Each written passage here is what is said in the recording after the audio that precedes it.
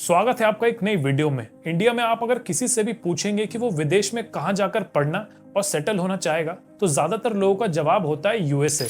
बात भी सही है, वहां अच्छी लाइफ और पैसा है। लेकिन रिसेंटली एक ऐसी वीडियो क्लिप सामने आई है जो अमेरिका के एक बहुत ही क्रिटिकल इशू को हाईलाइट करती है। आइए समझते हैं ऐसा क्या है इस वीडियो में जिससे यूएसए में रह रहे इंडियंस की सेफ्टी पे सवाल उठ रहे हैं। A video that shows the inherent racism in the US police system. That disturbing police video igniting outrage tonight in Seattle. The officer heard laughing on police body cam video.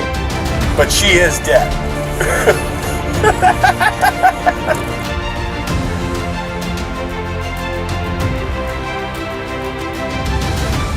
2021 में एक लड़की जानवी कंडूला अपनी masters pursue करने बैंगलोर से USA जाती है, लेकिन उसकी मास्टर्स कंप्लीट होने से 3 महीने पहले 23 जनवरी 2023 को 120 किलोमीटर प्रति घंटे के रफ्तार से आ रही एक पुलिस की गाड़ी से टक्कर लग के बहुत ही अनफॉर्चुनेट वे में जानवी की डेथ हो जाती है, जिसमें तेज चलाने के पीछे वो पुलिस ऑफिसर ये रीजन देता है कि वो एक हाई प्रायोरिटी यानी एक अर्जेंट कॉल के जवाब में तेज चला रहा था और कि उसका सायरन भी अच्छे से काम नहीं कर रहा था। अब ये जो कार ड्राइव कर रहा था इसका नाम केविन डेव है, जो कि सिएटल में एक पुलिस ऑफिसर है।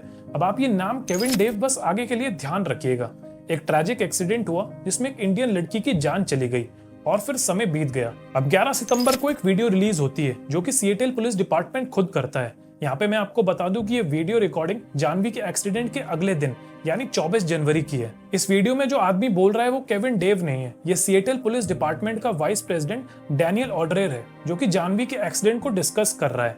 अब आप पहले वीडियो देखिए, उसके बाद इस पे बात करते हैं। Yeah, just write a check. Just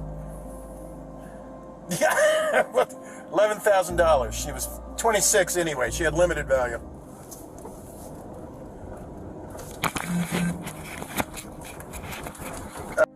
But she is dead.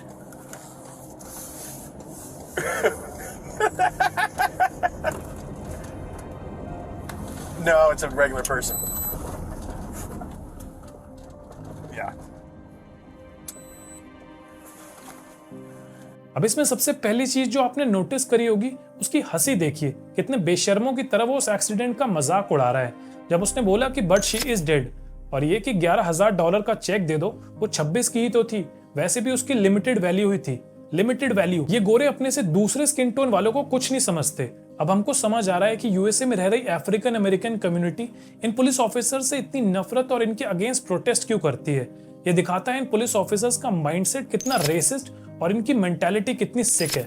अब जिस कैमरे से ये रिकॉर्डिंग हुई ये बॉडी कैम होता है, जो कि ड्यूटी के दौरान पूरे टाइम इन पुलिस ऑफिसर्स की बॉडी से अटैच्ड होता है। ये बेसिकली इनकी और सामने वाले दोनों की रिकॉर्डिंग के लिए होता है। अब इसको ध्यान नहीं रहा कि ये ऑन है और बस इसने उगल दिया। अब इस वीडियो के आते ही क्या होना था, ग्लोबली लोगों का गुस्सा सोशल मीडिया से लेकर सिएटल की सड़कों तक दिखा, जहां लोग प्रोटेस्ट कर रहे थे। वहीं कई लोगों ने इंडिया के एक्सटर्नल मिनिस्टर एस जयशंकर से इस केस में इन्वेस्टिगेशन करवाने की डिमांड करी, क्योंकि इन पुलिस ऑफिसर्स के खिलाफ यूएसए में कुछ ज्यादा एक्शंस लिए ही नहीं जाते। इनको ज्यादा से ज्यादा सस्पेंशन और पे दे दिया जाता है, जहां इनको कुछ टाइम के लिए सस्पेंड कर दिया जाता है, लेकिन इनकी सैलरी फिर भी आती रहती है। वो तो 2020 में आपको शायद याद हो, जॉर्ज फ्लॉयड का केस हुआ था, जब सारे एविडेंस के साथ ग्लोबल लेवल पे हंगामा हो गया था, तब जाके जॉर्ज फ्लॉयड की डेथ के जिम्मेदार पुलिस ऑफिसर्स पे केस और उनको सजा हुई थी। अब सबसे पहले ये समझना जरूरी है कि यूएसए पुलिस ऑफिसर्स का इतना रेसिस्ट माइंडसेट क्यों है। ये एकदम से नहीं बना, इसके पीछे भी हिस्ट्री है। जब ये फॉर्मल पुलिस डिपार्टमेंट्स नहीं हुआ करते थे तब 1700s के टाइम पे यूएसए में पुलिस वाला काम करने को स्लेव पेट्रोल्स होते थे, क्योंकि यूएसए की हिस्ट्री रही है स्लेव्स यानी बंधुआ मजदूरों को रखने की, जिसमें से मोस्टली ब्लैक्स होते थे। और तब ये पेट्रोल्स अपने हिसाब से इन स्लेव्स पे अत्याचार करते थे। कैसे टॉर्चर और पनिशमेंट इन स्लेव्स को दिया जाता था आप इमेजिन भी नहीं कर सकते। और ये सब सिर्फ इसलिए कि कहीं ये स्लेव्स भाग ना जाते या बगावत ना कर देते।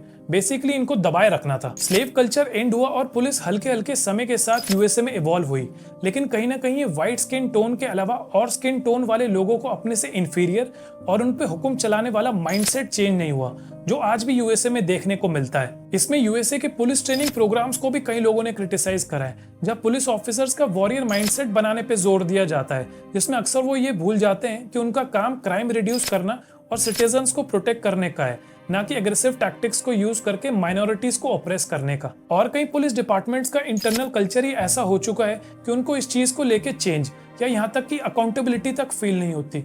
तो इसमें सबसे ज्यादा जरूरी बन जाता है कि इनकी ट्रेनिंग पैटर्न में चेंजेस किए जाएं, जैसे कि सेंसिटिविटी ट्रेनिंग, जिसमें लोगों को और कम्युनिटीज को ज्यादा सेंसिटिव वे में डील किया जा सके, ये सिखाया जाए। क्योंकि यूएसए एक ऐसी कंट्री है जहां दुनिया भर से अलग अलग बैकग्राउंड और रेस के लोग पढ़ने और काम करने आते हैं, और ऐसे में ये बहुत इंपॉर्टेंट बन जाता है कि उनको एक अंडरस्टैंडिंग और रिस्पेक्टफुल वे में डील किया जाए। और वो केविन डेव जो 120 किलोमीटर प्रति घंटे की रफ्तार से गाड़ी चला रहा था बिना सायरन्स के, ये जानते हुए कि आसपास पब्लिक है, अगर ऐसा कुछ होता है तो उस पर्टिकुलर ऑफिसर को भी जिम्मेदार ठहराते हुए एक नॉर्मल इंसान की तरह उस एक्सीडेंट के लिए अकाउंटेबल होना चाहिए। ये नहीं कि आप पे अथॉरिटी है तो आप कुछ भी कैसे भी कर सकते हैं और सिर्फ एक एक्सक्यूज देके बच के निकल जाएं। अब यूएसए भले ही कितना बड़ा देश क्यों ना हो, लेकिन अगर उसको अपना ये स्टेटस मेंटेन करना है तो ये बहुत जरूरी है कि वो रेसिज्म और डिस्क्रिमिनेशन जैसे इश्यूज को सबसे पहले एड्रेस करे। अब इंसान पे दिक्कत आए तो वो पुलिस पे जाता है, लेकिन अगर पुलिस ऐसी हो तो वो किसके पास जाए मदद मांगने। आपके इस टॉपिक पे क्या व्यूज हैं नीचे कमेंट्स में बताएं। मिलते हैं अगली वीडियो में।